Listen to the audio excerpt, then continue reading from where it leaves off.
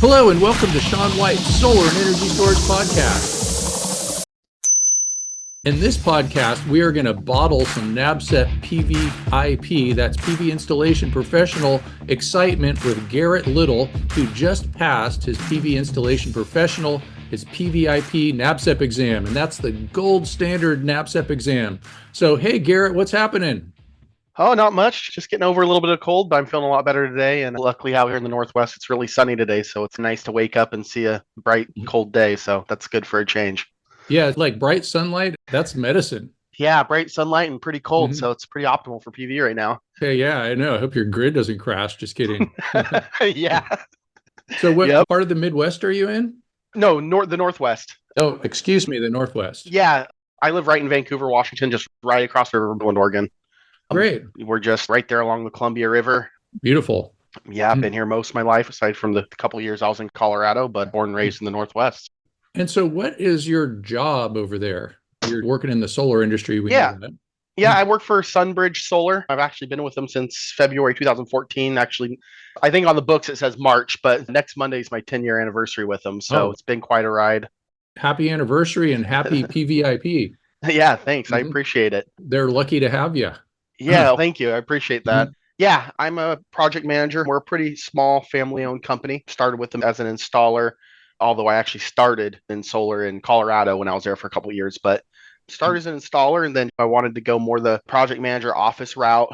I installed with them for a few years, and then essentially it's me and the owner in the office for the most part. Oh, well, and a couple others, but it started more Great. just me and the owner in the office. So yeah, I just do mostly residential project management and a little commercial. Great. So what I mostly wanted to talk about too was your experience with the PVIP, because you sent me an email, you took my class, Yep. and you passed the exam, and you were pretty excited.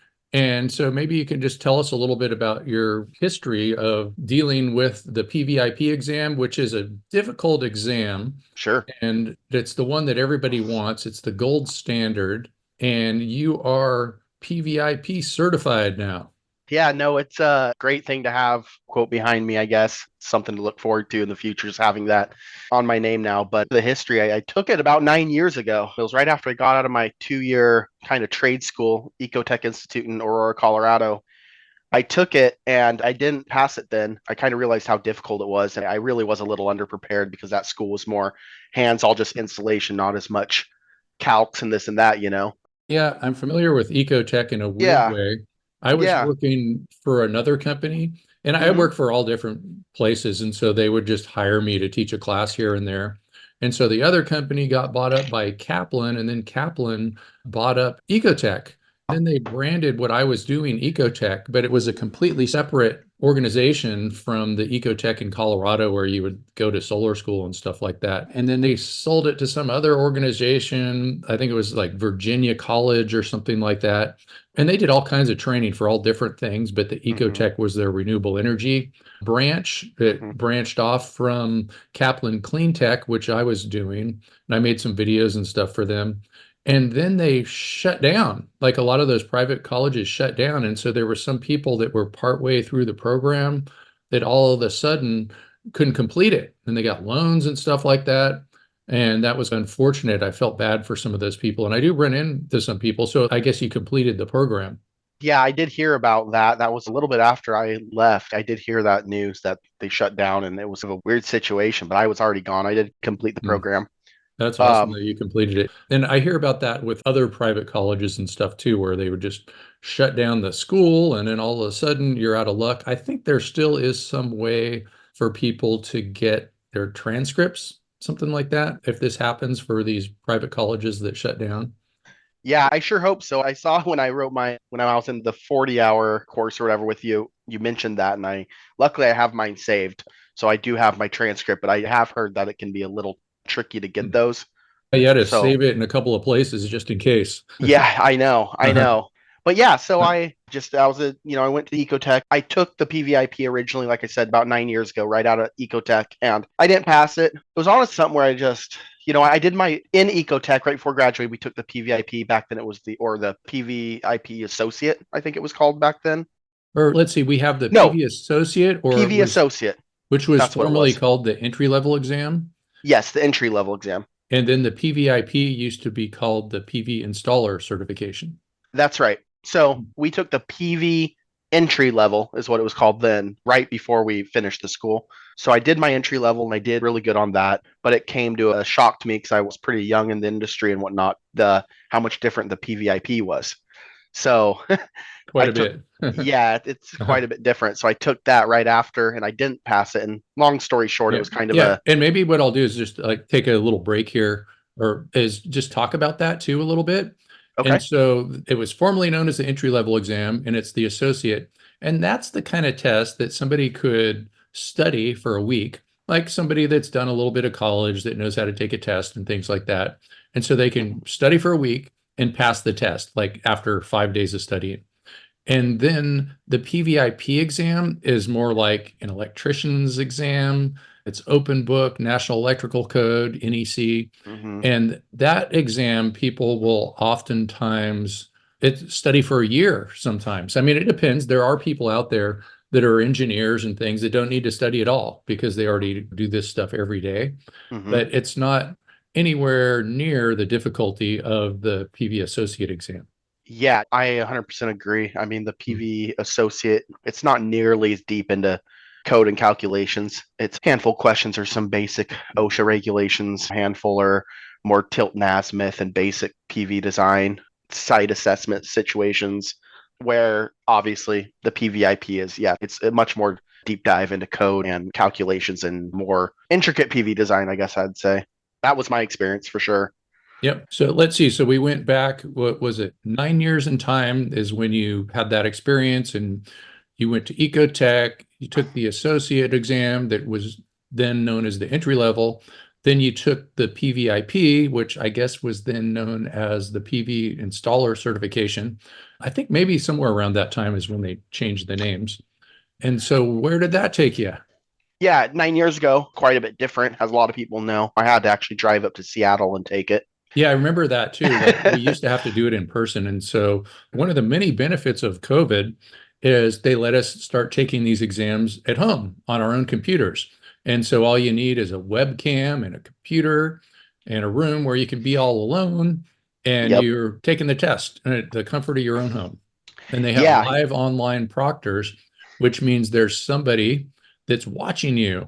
yeah, I think that's the route most people would go. I actually did do it in person this time around as well, only because I just didn't want any distractions and I just feel a little better in like classroom setting. I feel a little more pressure, but in a good way. And it was only 30 minutes away in a town not too far from here. So I decided just to do that. We've got a dog and a couple cats, and I don't know, they run around quite a bit. I just didn't want to be distracted. So I Yeah, did I take it remember in person. my first NABCEP exam, I think it was the PV installer exam. So first, I should say, besides the associate, Mm. I took it at a community college. It was called DVC, Diablo Valley College. And pretty soon after that, I was teaching at the college. But anyway, like he had two classrooms that were connected with windows, and everybody was like spaced out, however far you were supposed to be spaced out. And we were all taking our tests in there. And the guy that proctored the test, he's kind of a solar saint. I don't know what he's doing right now. I've emailed him a few times. His name is Tom Chatanier. So if there's anybody out there that knows Tom, tell him I said hi and to give me a call just to see what's up. But he trained a lot of people in the industry in the earlier days. He was like the first community college that I know of that was really teaching a solar class. And he did the associate exam at that time too, had to be done in person. But the way that was typically done, it was a lot easier than the PVIP to do it. Just at the end of your class, you would sit for the exam.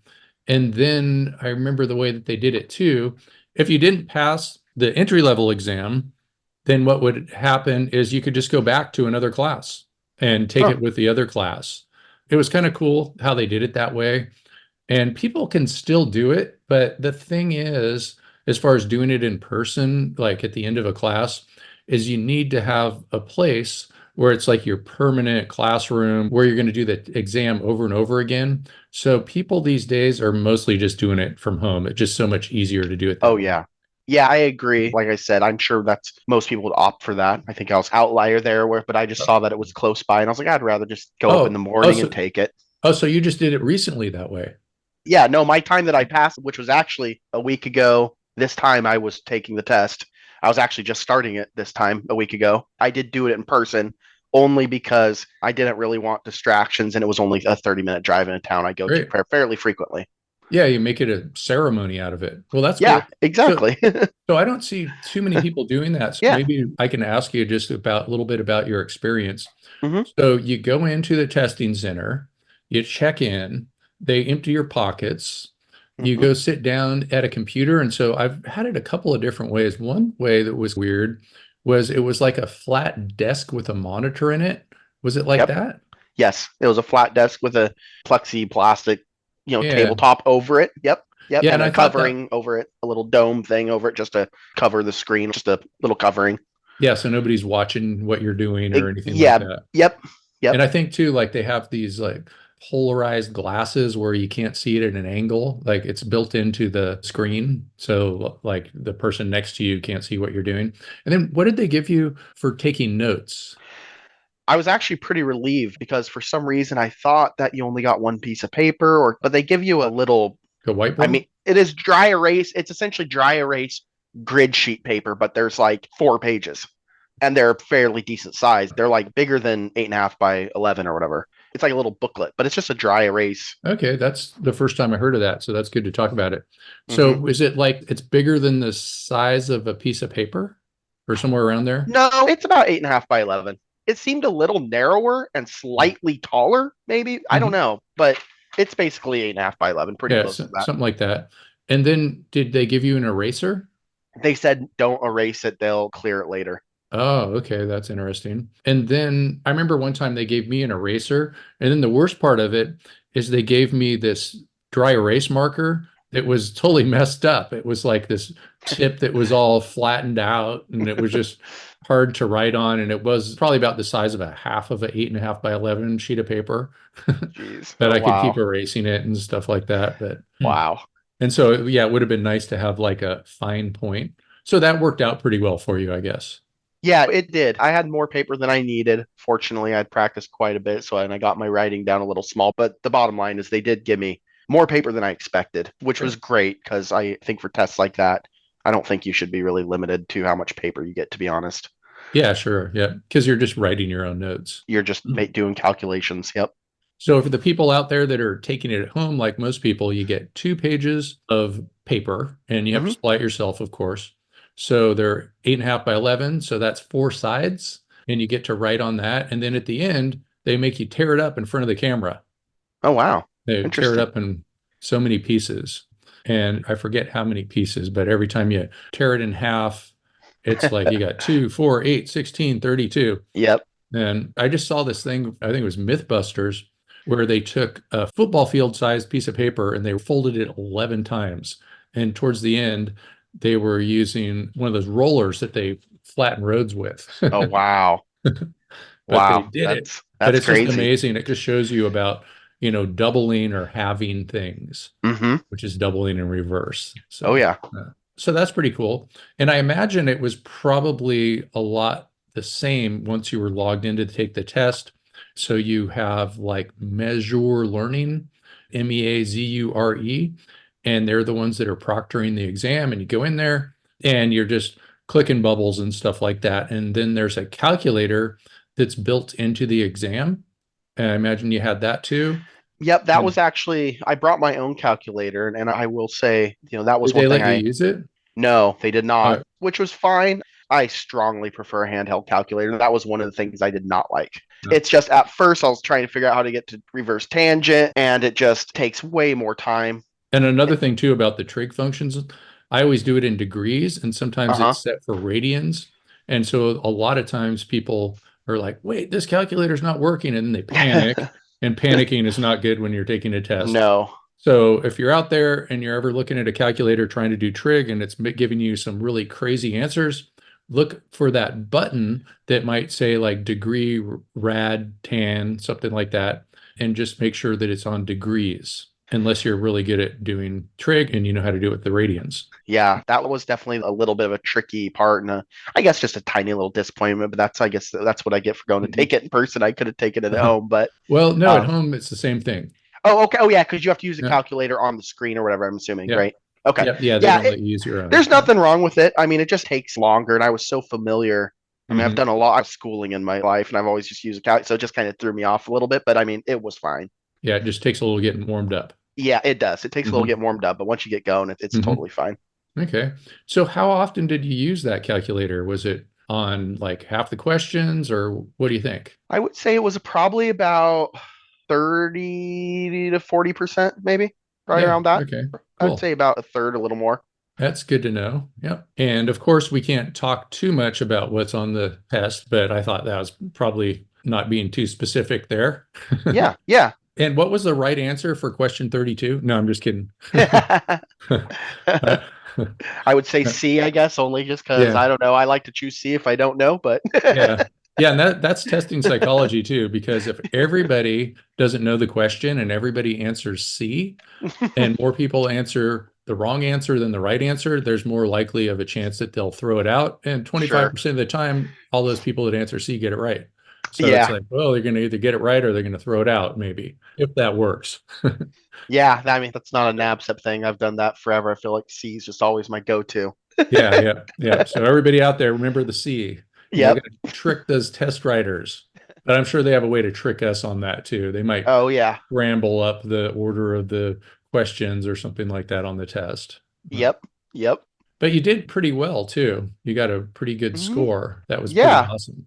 Yeah. I got 87%, which I'm happy about. I did well. I did a little better than I thought, for sure. Yeah.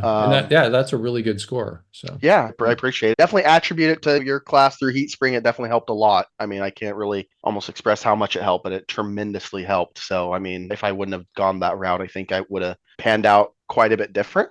great. Thanks so And much. I'm, Yeah. yeah. Yeah, you sent me that email and I forwarded it to my mom because you were praising me so much. And she was like, I'm so proud of you. Today's her birthday too. Oh, Happy birthday, Mom. yeah. Tell her happy birthday. We interrupt you for a very important announcement. Sean White's Solar and Energy Storage Podcast has been brought to you by Sean White's Solar and Energy Storage Podcast. That's right, Sean White is sponsoring his own podcast, and he wants to remind you to go check out some of his classes. You can go to SolarSean, that's solar, SEAN.com, and then click on the links to check out his classes. You can check out his HeatSpring classes, and you can also hire him to teach classes for you, like at your company, something like that. Now back to the show. And so taking the PVIP, now that you've done it, do you have any other things that you want to do? I know one of the things that a lot of people do is they'll take another exam because once you pass the PVIP, you pretty much could pass the other NABCEP exams without studying. Yeah, I've kind of heard that. I haven't really fully processed it yet. I actually saw a thing through HeatSpring right now about storage systems. They've got like a deal going on with that. Yeah, the Energy Storage Installation Professional exam. Yes, I think it's called, or Yeah, that's the new exam that they have, the ESIP, ESIP. and Yep. they are giving out free exam fees, which are valued at $375. Wow. So for the first 200 are free. Hmm. So if anybody out there wants to take that exam, that's a good one to do. And I should take back a little bit what I said about if you pass the PVIP, you can pass the other PV exams. The Yeah. ESIP was a lot different. And just for example, it's open book, not just NEC, but it's a different version of the NEC. And so another thing too is when you're studying for the ESIP, you can expect to have more modern lithium ion types of questions. You might have noticed on earlier versions of NABCEP exams that lithium ion batteries have just come on so quick, they haven't had time to switch over from lead acid. And if you go back 5 years, a lot of the stuff that people were doing were lead acid systems, and now lithium ion is taken over. Yep. That's definitely been quite a rapid change in the industry, I'd say. I haven't really had too much time to process what's fully next. I probably will take something else. I don't know exactly when yet. I actually want to get really extremely good with Microsoft Excel. I know it's not necessarily directly related, but I use it very frequently in my personal life and in work. So I Mhm. want to get some, I don't know, some sort of certification through Excel and become basically an Excel wizard would be maybe my next thing because Then you'll be, I do use it at work a lot. So yeah, seems to happen. Yeah. The yep, spreadsheets. the spreadsheets. Yep. But as far as solar specific, Yeah, I'm not sure yet. I'm sure I'll take another one of them at some point, probably within the next year and a half or so. I don't know. But I haven't fully 100% decided yet. This was kind of a big step for me. So getting this Great. done, I'm taking a little break. Yeah, with the NABCEP certifications, you can get more letters after your name than there are letters in the alphabet, which is pretty cool. Huh? Yeah. Yeah, that is pretty impressive. And so some other things too about you. I noticed that you've done some international stuff. Yeah. What do you see? You mentioned Nepal and Bogota. Yep, done some projects in Nepal and, like you said, Bogota, Colombia, and outside Bogota. Actually, one was in the Amazon in Leticia, which is right at a three-way point in the Amazon where you can basically see Brazil and then you can see Ecuador, I think it is. Sunbridge Solar, where I work, we that's how the company was founded on. The owner's pretty big on international work, and although we haven't Awesome. done it as much lately, that's how it started. So we have some connections in Nepal. So I went over there in 2015, and then I went to Colombia in 2017, and then other people of our team have gone back to those places, but I haven't since then. So is it like a volunteer type of thing, or are you guys making money? It's pretty much volunteer. The boss of Sunbird Solar, the owner, who my boss, he spent some time in Nepal doing some studying and stuff and worked on some solar stuff out there. So he has connections and knows some people. Now we actually have a Sunbridge Nepal, but it's a very small group, but they work on stuff and they're affiliated with GOM Power. But we know them. And then he just met a lady at the solar conference, I think in Vegas years ago from Colombia. So he RE made plus? connections with Yeah, her. great. Yeah. So they're people we know, but it's pretty much volunteer work. Yeah, so for Nepal too, it kind of reminds me of Grid Alternatives, and they Yep. do some volunteer stuff. And I know Nepal is one of the places where they're out there, doing their Habitat for Humanity type of thing and doing solar systems in Nepal and also in other places too, like Mexico and stuff like that. So pretty Yeah. awesome. Yeah, no, it's Yeah. great. I love doing that stuff. Like I said, I don't get to do it as much. When you It's were there, did interesting. you take an extra day and go to the top of Mount Everest? Yeah, I wish. I don't know. I didn't get to do that, but maybe next time. And then in Bogota, did you get to see what the famous Colombian hippos or anything like that? No, I don't think I saw that either. Bogota was actually fairly quick. We were in Leticia more, so we were more in the Amazon. We weren't in Bogota too long. It was on a school, it was a system we did on elementary school. Cool. Yeah, I know that they're going to do the next, or not the next one, but the one after the COP conference. And so that stands for Conference of Parties. And I went to COP 27. They just had COP 28, COP 29. I think that's Uzbekistan. And the one last year, too, it was kind of famous. They had it in the UAE over there in Dubai. And it was run by like an oil executive, which is weird. And Uzbekistan is also like an oil country too. And the one that's going to be COP 30, and so that would be in 2025, which I'm planning on going to, is going to be out in Brazil. So that'll be out there where you could see it. Mhm. Wow, that's cool. Just like you could see Russia from Alaska. Yep, Right? Keep that's an eye on right. those guys. Yeah, yeah, no Uh-huh. kidding. Uh-huh. So what kind of projects did you do out there in those places? Were they like off grid? Were they little water pumping systems or hmm microgrids? The one in Bogota was grid tied. I mean, this was a while ago, so I'm trying to remember all of it. But the one in Bogota, I'm pretty sure was grid tied for sure. That was, like I said, it was on an elementary school right in the heart of Bogota. The one in Leticia was And off grid. Leticia, once again, where's that? It's in Colombia. It's at a three-way. It's literally on the Amazon where you can look right over and there's a point. I don't know the name of the town in Brazil. And then if you look diagonal this way, it's like a three-way point on the Amazon where you can see Ecuador, Brazil, and you're in Colombia. Hmm. So it's Cool. in the Amazon though. I mean, you fly in and you're in the Hmm. Amazon. And that was an off-grid system. It was a little battery backup system on a banana leaf hatched building. Like we had to carry the batteries pretty far into the Amazon. It was quite a project, but a small system just on the top of a bamboo and bamboo hatched roof hut, pretty much. Cool. And then Nepal was a water pumping situation in a remote village. Yeah. Yeah, I know that Colombia has a bad rap from things that have happened a long time ago, which they've made a lot of Netflix specials about. Yeah. But I know some people that are from there, hmm and it seems like a pretty nice place. Like it doesn't seem all crazy and stuff like the Netflix movies. Yeah. My experience was great there. I mean, it Mhm. was just like any other big city. I don't know. I didn't really get any bad vibes whatsoever. I really liked it. We still keep really good contact with the people down there. In fact, one of the ladies, the one that got us connected there, she's came up and done comedy here in Portland. So we stay in a really good contact with them down there. So Oh, so she's a Colombian comedian. Well, she does a lot of stuff. She started doing solar, which is what we got into with her, and she still does that stuff, but now she's doing some comedy. She's become a great friend of ours, and she's came up and stayed with us to learn a little bit about how we do solar stuff up here. And then while she's up here, she did some comedy here in Portland. So, Wow. because she's doing that on the side, basically. I'd love to have a solar Colombian comedian on this show. Maybe we could get her. Yeah. Oh, I'm sure she would be more than willing to and happy to do that. Okay. Yeah, that sounds really important. Cool. Awesome. Let's do it. Yeah. I think that'd be great. Great. Yeah. We interrupt you for a very important announcement. Sean White's Solar and Energy Storage Podcast has been brought to you by Sean White's Solar and Energy Storage Podcast. That's right, Sean White is sponsoring his own podcast, and he wants to remind you to go check out some of his classes. You can go to SolarSean, that's solar, SEAN.com, and then click on the links to check out his classes. You can check out his HeatSpring classes, and you can also hire him to teach classes for you, like at your company, something like that. Now back to the show. And so tell me about what you're up to these days. You're working at a company that sounds super cool, Sunbridge, that started off doing like volunteer type of stuff and sends you to these different countries, and I guess it supports you in getting NABCEP certified and all that stuff, I imagine. And your job is project management? Yeah. I mean, it's project management.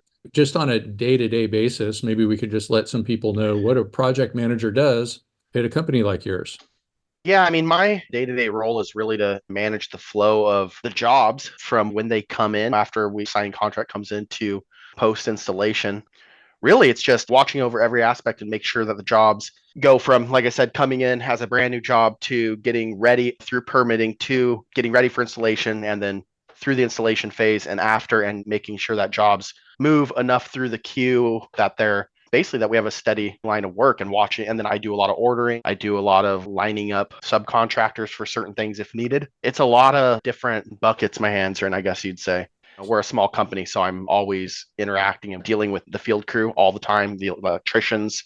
And then, like I said, we have a few people in the office that kind of help aid what I'm doing as well.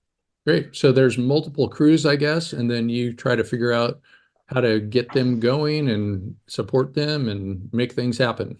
Yes, that's pretty much it. And then all the behind the scenes work up and leading to them getting out to a job. Great. Awesome. So Garret Little, PVIP, NABCEP expert.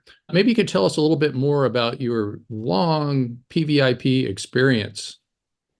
Yeah. So like I said, or like we discussed already, I took it 9 years ago and I was a little unprepared, but the struggle I had up until just fairly recently was I think I reapplied to take it once, maybe twice. I don't remember exactly since then, not including this last time when I passed, but I would get all amped to take it and want to study for it. But in all honesty, it was hard for me to find direction and guidance of like what I should really be studying. I really was like, oh, well, I have all these books that I can just keep reading and this and that. I'll just pull some of them out that I use for school and whatnot. But I don't know. It was hard for me. I mean, I really needed like a course or something that could keep me on track. And so honestly, I don't remember how I found out about HeatSpring, but I just wanted to take the whole course, the 58-hour course. The first 40 hours, I think it is, I can't remember what it's the actual title of it, but it's like a crash course essentially.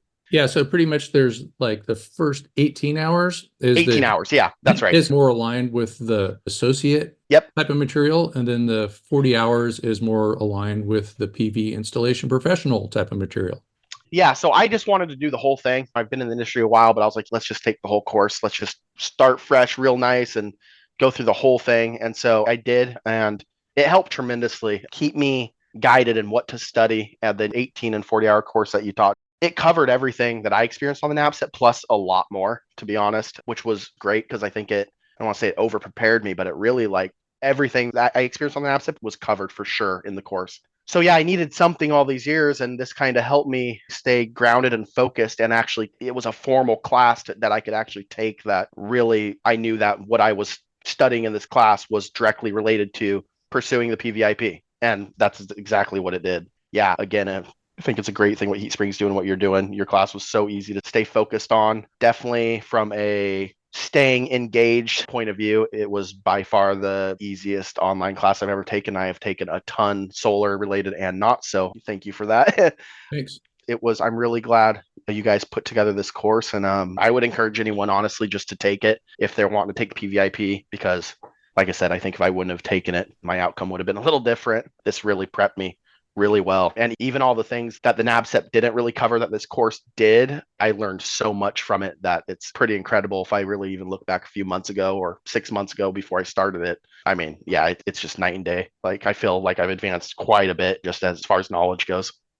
Wow. Thank you so much. Yeah, of course.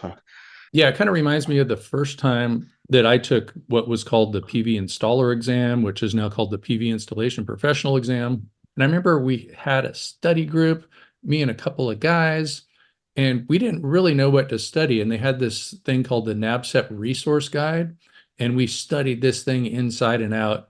And I remember after the test, we're like, none of that stuff was on there. And it was like, well, what do we study for? And there was no way of figuring out what to study for. And so I made my books, good study guides for the NABCEP exams. But also, besides being good study guides, they're also good books for people that are not taking the exams because it's just good stuff to know. It's like the stuff that you're supposed to know.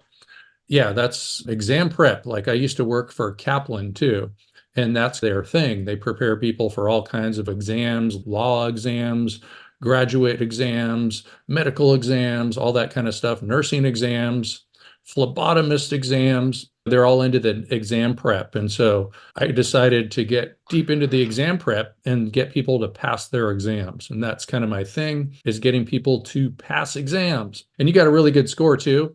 And another thing about the scoring that they do for the NABCEP exams is it's this weird thing called scaled scoring, where it's not based on the percentage, but it's a score. And so they take this person called a psychometrician. Psycho is mind, metrician is measurer. So they're mind measurers out there measuring your mind with their exams. And I've sat on some committees with them, like when I was on the PVIP installation exam committee. It's been over a decade now since I was on that committee, but we had this really cool psychometrician. Her name was Lynn. She had cool hair. And it was pretty fun to be on that exam committee with John Wiles and all these different people, Ward Bauer, Dave Click. I still see these guys, a couple of Dans. I see them around. It was just like a great experience being on that exam committee. But the psychometricians would have some special way of figuring out how to measure your mind. And they would come and they would figure out like which questions were more relevant, less relevant, and all that kind of stuff. Just really hard to explain. All I could say is it's sort of like a curve, but it's not a curve, but it's like a curve. And then the highest grade that you can get, even if you answered them all right, is a 99. And only once have I ever seen anybody get a 99, and I immediately hired her. So Brittany, she works for me, and she's great at doing stuff, helping me make these classes, and I'm pretty impressed. And it's almost like to get a 99, you have to get lucky too, to a certain degree, because there's some questions on exams that are just perhaps not perfectly written, or you have just different people with different opinions writing the questions. Nothing's perfect, especially the more difficult an exam gets. And plus, you're interpreting something like the National Electrical Code, which has different interpretations depending on who you're talking to. So what might be right to the top expert in the world might be wrong to the next 2 and 3 top experts in the world, depending on who's the top expert. But yeah, it's great to prove yourself. And one of the things that I do with my classes too is I mess around a lot, try to make things fun. And I have these editors that spend more time editing than I spend even making the videos. And they are like guys and a woman that just had a baby. They're really good at making them fun and like making them a little bit more like YouTube shorts, TikToks, Instagram reels, all that kind of stuff. So they're just a little bit more fun than when I first started doing it. It was just a little bit more boring. And who likes boring? Boring stinks. I agree. That was my other big thing. What I emailed you about was, like I said, it was the easiest online classes I've ever taken as far as staying engaged, strictly due to you making things fun. I've never had have classes quite like that, and it just was little jokes you do and the little sayings you'll throw out there, and just talking, joking about living out on this island and this and that, everything. It just, you always could expect something kind of funny for you to say or something, and so it kept me really engaged, which was great because some of the material can get pretty complex and maybe at times get a little dry and whatnot, but just the way you taught it was pretty rudimentary to me staying engaged. And it helped so much. It was actually fun. It never was a chore to really listen to the lectures, which was great. Yeah, thanks so much. One of the things that I like to do too is to study memory techniques and figure out different cool ways of remembering things. And one of the things that people do is they make things sound crazy. And the crazier something sounds in your own head with just your little memory technique, the easier it is to remember. And like if it's a joke, I think jokes too, just jokes in themselves, things that reinforce things. If you could get somebody to laugh at themselves, you might be able to get them to change their opinion. Go like, oh, that is kind of ridiculous what I've been doing. And so making things fun, entertaining, interesting makes them more memorable. And the whole idea of taking a class is to remember something. And nobody has a photographic memory. I think that's a fallacy, except for Rain Man. And that was just Dustin Hoffman, or the guy that Rain Man was about. You use your brain for certain things, and it's just like you got to go over things multiple times from different angles and make little jokes about things and make weird acronyms and all that kind of stuff. And then you start to remember it. And then you go from your short-term memory and you slip it onto your long-term memory. And I also look too, is that your head is like a computer, and you have RAM, and that's like your short-term memory. And then you have your long-term memory, which is your hard drive. And your hard drive can get full. And so then you might have to dump some stuff into the cloud. I don't know what that means. We don't really have the USB port yet where we can retrieve it from the cloud, but we're working on that. Another thing too that I think that's really important is sleep for learning stuff. And so I think you got to think like, well, why do we dream? Why do even animals dream? What's that about? Why do we sleep? And I think what it's doing is it's taking and moving stuff from the RAM to the hard drive. It's kind of the way that I look at it. So it's taking it from your short-term memory to your long-term memory. And then other things too, if you had like old memories a long time ago, sometimes you need to redo them. And I think that's another thing that dreams do. Plus, dreams are really good for relaxing. It's sort of like you're watching a movie, you just don't remember it. Yeah, I can relate to that. And one of these memory champions, these guys that can memorize 50 decks of cards and stuff like that, he actually will wake up and then memorize his dreams. Wow. And he does practice on like how to memorize his dreams, which is cool. For a while there, I was keeping a dream journal just to experiment with memory and stuff like that. But it's been a while since I wrote down a dream. Yeah. But it's a good thing to experiment with. Yeah. Oh, that would be interesting actually. Yeah. And then another thing. So I read this book. I've read a couple of them, but this one book called Quantum Memory, which has nothing to do with quantum mechanics, but it's just a good catchy title, Quantum. And this guy, Dominic O'Brien, who was the world memory champion a bunch of times, that could memorize all the decks of cards and all that kind of stuff.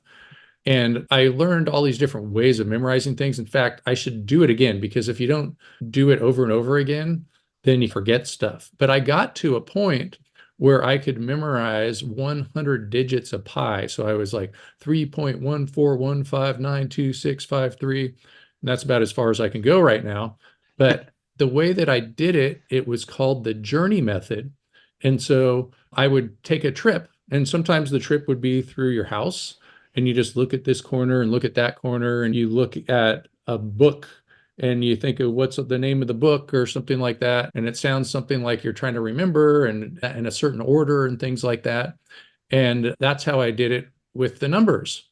And they would have like different tricks too, where you would remember two numbers in a row. And so like Dan Aykroyd would be D is the fourth letter, A is the first letter. So that's 41. So 3.141 for the 41. And so he would be on that path. And other things too. Some people might have seen the Book of Eli, which is a movie about this guy that memorized the Bible like word for word. So like people couldn't steal the Bible from him, right? It's in his head. But they say that's how that Homer, that like you've probably heard about the Iliad and the Odyssey, like the first books. And I think that they just did it by memory for hundreds of years before somebody wrote it down. Wow. And so you go back into those days before they had printing presses and things like that. And a lot of things were written down hundreds of years just from memory. You can even look, we brought up the Bible. That was something too, that they didn't write it down like when Jesus was here. Yeah. Or you could look at Old Testaments and all that kind of stuff. I Hmm. don't mean to just say Oh one yeah. religion or anything like that. Yeah, how it's involved is pretty Mhm. impressive. It's pretty crazy. And I mean, really what it comes down to in taking a test, it's really just memorization, right? I mean, you're Mhm. really just Yeah. trying to memorize all that material and then pull it Yeah. back out when you're taking a test. Even though it's like a lot of memorization too, understanding also. Well, Like yeah, a of course. Yeah, like another thing that I see people have trouble with sometimes too is, let's say that they're doing string sizing. They're doing some long calculation that has a bunch of steps, and they just go, okay, I'm going to memorize the steps. And it's not bad to memorize the steps, but I think it helps a lot that each time, each way along for every step, you know where you are. And so Yep. you could go like, okay, this number looks right. I could go on, because everybody makes mistakes. I would make a mistake when I'm teaching a class. I do it all the time because everybody makes mistakes. And then I catch myself. I go, that number doesn't sound right. Let's figure out why.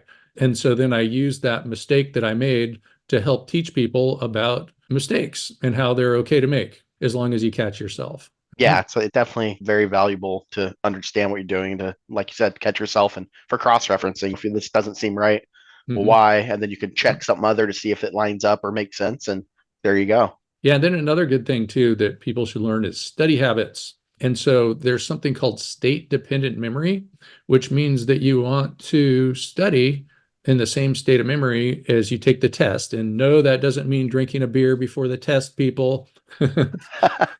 Even though everybody in college is probably going, cool, you know. Yeah. Uh, or And so what that kind of means is like you figure out what time you're going to take the test, and you try to get in that state of memory and always study at that time of the day. For an example, is there was this hotel that I took a NABCEP exam at. It was in Walnut Creek. It was Marriott. And the day before the test, I went in there and I sat at the table that actually ended up being the table that I sat at. So I got in there early enough where I could go. So I sat at the exact same table, but I went to that table and I studied at the same table I took the test at the same time of the day. And I think that was helpful. It just got me in the zone for that too. So. Yeah, I would imagine that'd be pretty helpful. And another thing too that I sometimes think of, and I'm not 100% sure about this one, but if people are going to take the test and be like, man, after this test, I'm going to go party. And then they're sitting there taking a test, thinking about what beer they're going to order. So, Yeah, so I'm not yeah, saying that like to not go party, but don't make plans.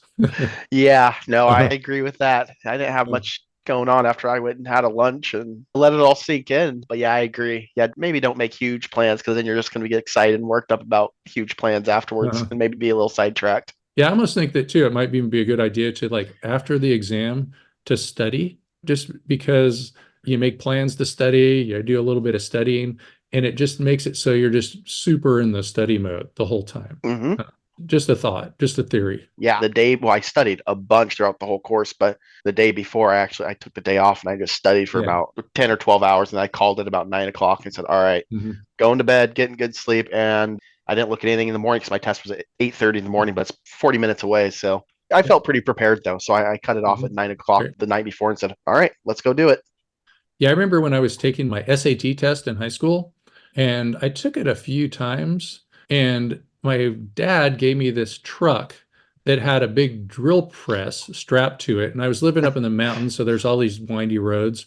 And so I take off down the hill, hit the brakes, and this drill press smashes and crushes the cab of the pickup truck. Oh And boy. and so then I went back. I was like, oh no. And they're like, here, take the Cadillac or whatever it was. It was probably a Cadillac. And so then I took the other car. And the weird thing was, I think that was the middle time I took the SAT test. That was my best score. Gee. That was the one that got me into college. And and so you would think I would have been all disturbed, or maybe it was just random luck or something like that.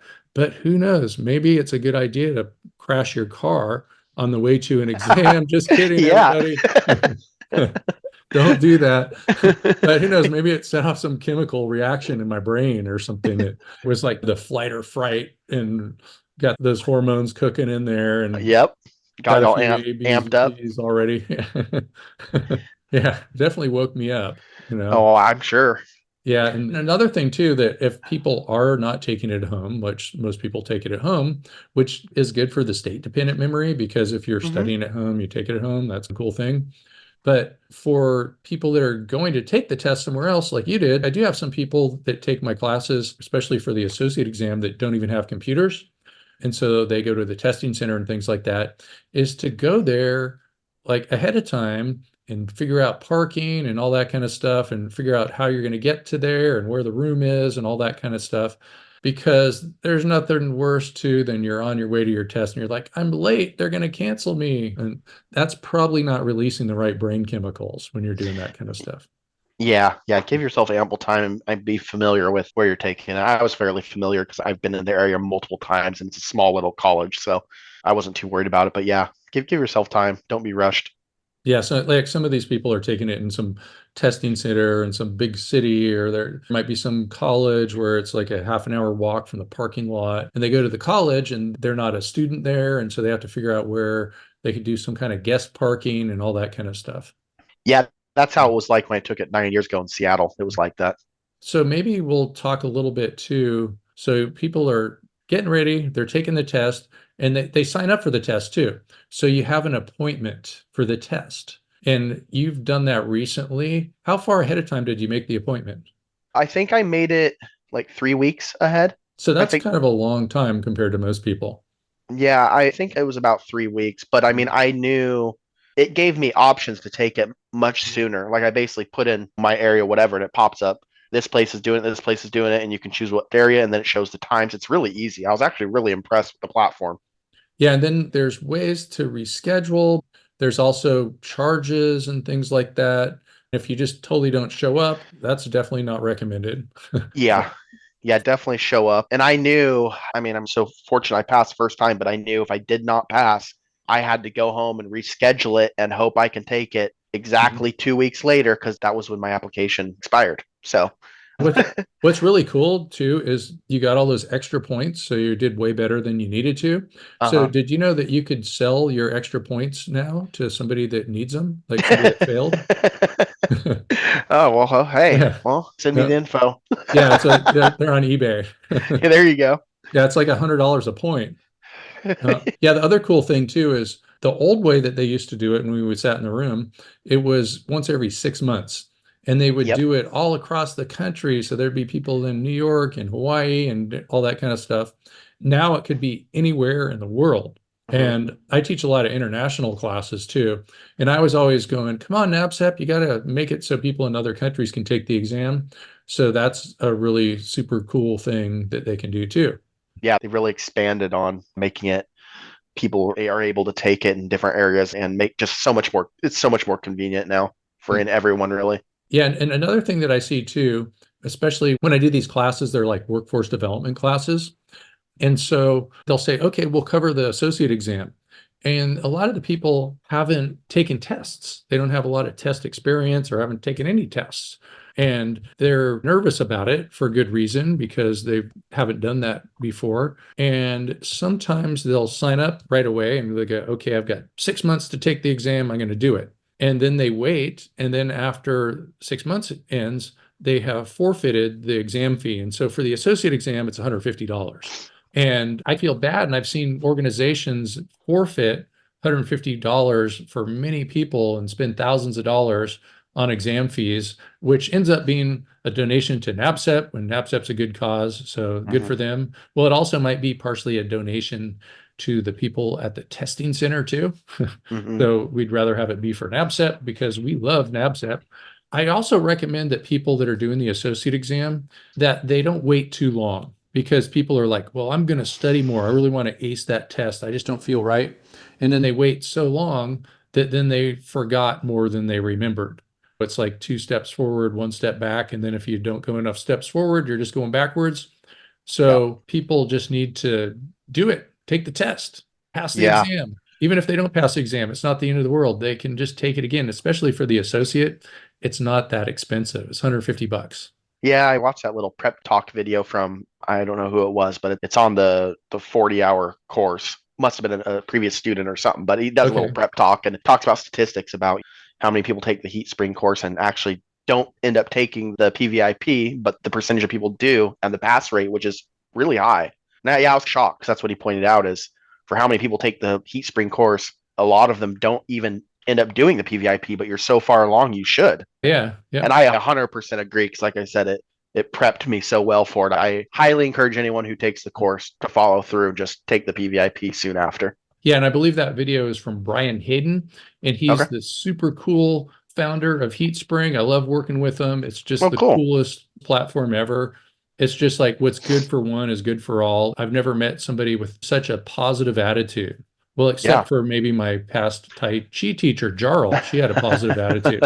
But he's just like, yeah, whatever's, he sets it up. So we just share the profits and things like that when people sign up for the classes. We're always on the same side. So sometimes when you're working with somebody, it's like they're watching out and they're like, it's like competitive and who gets this money and who gets that money and all that kind of stuff. And working with Brian Hayden is just like the best thing ever. So I totally love working with that dude. That's great. And we also have somebody over there that's totally cool. Her name is Britt Heller, and she's also PVIP. She's also PV Technical Sales, that's PVTS, and she does other things for the industry too. So she's really awesome to work with. They're going to both be at the NABCEP conference again this year. And another thing is I have people working for me, so I'll just give them a shout out too. So we have South, who just had a baby. Woohoo! And then one of her relatives, James, through her husband, and then also her nephew, Nix, and they're all super awesome. And then I also mentioned there was Brittany, who got the highest ever score of anybody on any NABCEP exam. I think, I'm sure NABCEP might prove me wrong. Like maybe she tied. There might be somebody else out there, but I've never heard of anybody getting a 99 besides her. So that was pretty super awesome. Woohoo! Impressive. Mm-hmm. Yeah, it's been so good talking to you. Yeah, I really appreciate you having me on. It was nice chatting. And again, thank you so much for you and HeatSpring for the course. Helped a lot. And it does feel really good to finally have gone through this and passed it and on to the next. Yeah, great. Thanks so much. And then I hope I will get to meet you in person. Yeah, I hope so, Sean. I hope I can see you at a conference or something soon. Yeah, for sure. All right. So thank you so much, Garret Little. He's a project manager for Sunbridge Solar. He is PV installation professional certified. Yay! Woohoo! So thanks so much, Garret.